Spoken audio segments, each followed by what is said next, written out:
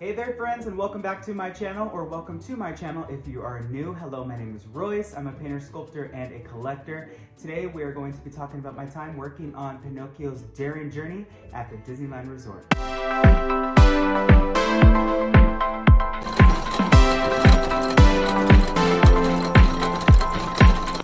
Alright, so to get started, I remember I got transferred to the show overhaul shop, which really does a lot more than just signage. We also do ride vehicles, and I got to do a Pinocchio ride vehicle, and I was really excited. The lead of the department at the time was really like, hey, I know you work a lot with acrylic and you really are good at aging and graining, so why don't you take this one? So I got to work on it, and I worked on the front. So here is Jiminy Cricket, and he was just a joy to do. I love this very rustic, painted, it's brand new, but it needs to look aged kind of stylization of these dark rides.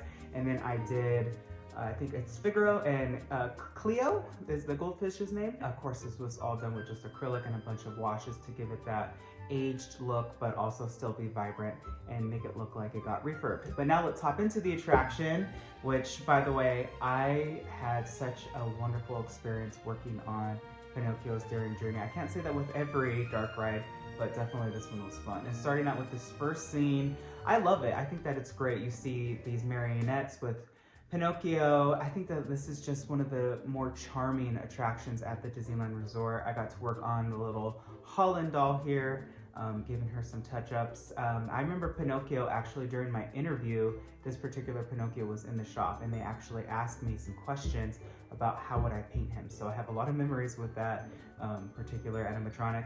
And then we're going to meet Stromboli. I remember this day because all of the other figure finishers at the time were working on this figure of Stromboli. And they were like, hey, we have enough people covering this. Can you work on Mr. Jiminy Cricket, which I have him right here. I'll give you a close-up in a minute.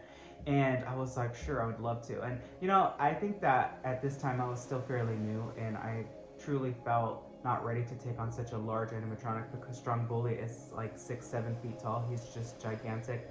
So I was more than happy to take on Mr. Cricket. Let me go get him for you. So this has to be one of the crown jewels in my collection. This is Jiminy Cricket from Pinocchio's Daring Journey. There are quite a few of these in the attraction, and they're all kind of different. If you notice, I noticed that his arm was broken off and moved slightly up or down, depending on the scene that he's in. Some of them you can't even really see because you zoom by him so fast, especially with this figure right here, but we'll get to him later. But this is definitely a gem in my collection. Moving along in the attraction, you see this cricket next. This cricket, of course, is another beauty sculpted by Blaine Gibson, and I really love this figure because it's one that you see, I think, twice in the attraction, but you don't really get to see him that well. So let me give you a close-up of him. So the umbrella for this figure actually needs to be bigger, but I honestly don't think I'm going to do it because it's kind of too big in the attraction, I think, for such a little cricket. And I have him on wire because I actually have him right now in storage. Of course, I'm moving, but here he is. Get a nice close-up look at him. This is a figure that not a lot of people get to see in such detail, and he's actually really small. Comparing the crickets, he's actually smaller than this one that you see a lot more. So these are definitely gems in my collection, and this is a 3D print that I had made, trying to kind of just to match Mr. Jiminy. Pleasure Island is one of the most fantastic scenes in any dark ride. I truly believe. I think that it's just fabulous. It has so many moving parts, and I cannot wait for this particular scene to get a refurb. Just imagine how magnificent it's going to look. This scene right here, the rough house, I actually got to work on. You're going to see all these weird funky shapes, these hands, these chairs.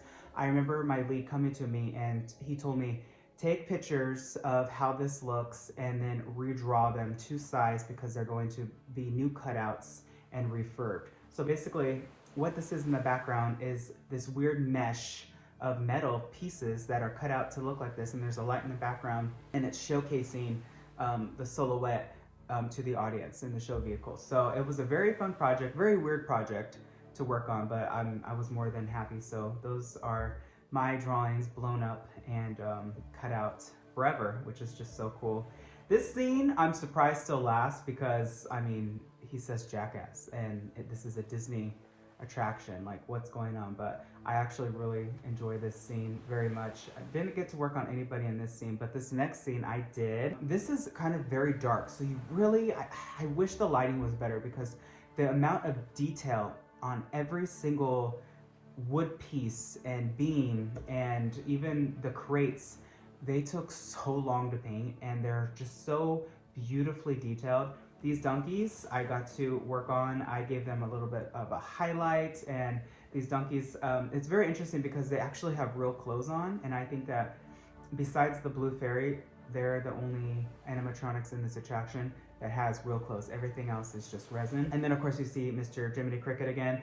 I think that this figure, you zoom by him way too fast, but not to worry, because in this next scene, we are going to see him again. And I always was very confused about this scene because look at his legs. I think that they were broken many moons ago, but for whatever reason, Disney just refuses to replace this figure. So his legs are a lot shorter on this particular figure. Of course, Monstro jumping out, he scares me to death. This particular figure of Mr. Geppetto, as I told you before, guests are very destructive to figures, and this is a blacklight figure. So people unfortunately spit on him, throw stuff at him, and it just really shows when he's lit up. So I have to clean him with simple green and do paint retouches all the time.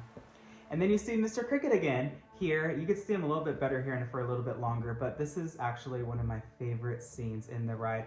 Look at these beautiful, beautiful paintings. I actually had to stop when I was in there and just take a minute to look at the beauty of these background paintings. Blown up, I mean, just the amount of detail, the believability is just stunning. And then you see the blue fairy for the one and only time. This is actually a really cool effect, very similar to what is done in the Haunted Mansion. It is called Pepper's Ghost.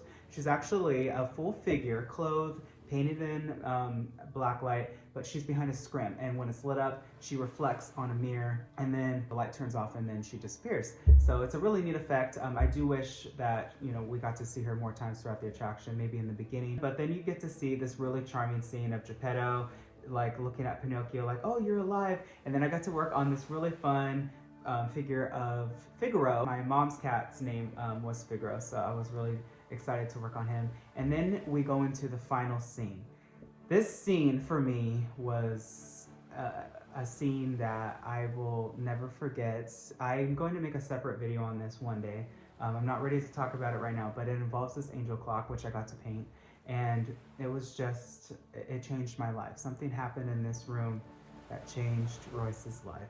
But that is the end of Pinocchio's Daring Journey. I definitely had a lot of fun working on this attraction. It's one of those attractions that it's charming, it's simple, it will always give you that nostalgia feel. This is old school Imagineering. Of course, that this was made in the 80s refurb of New Fantasyland, and amazing art directors like Kim and Tony got to work on this. So it's definitely a gem. I hope it stays, and I hope it gets a refurb, because I think it's just Pinocchio and Toad that need it, and I'm sure that they'll get it soon. So until next time, dreamers, I hope that you enjoyed this video. If you did, please hit that like button, subscribe, and ring that bell icon. That way you're notified whenever I upload a new video. I wish you all a wonderful day. Be nice to one another, and always remember, dreamers, not only to follow your dreams, but to chase them. Later.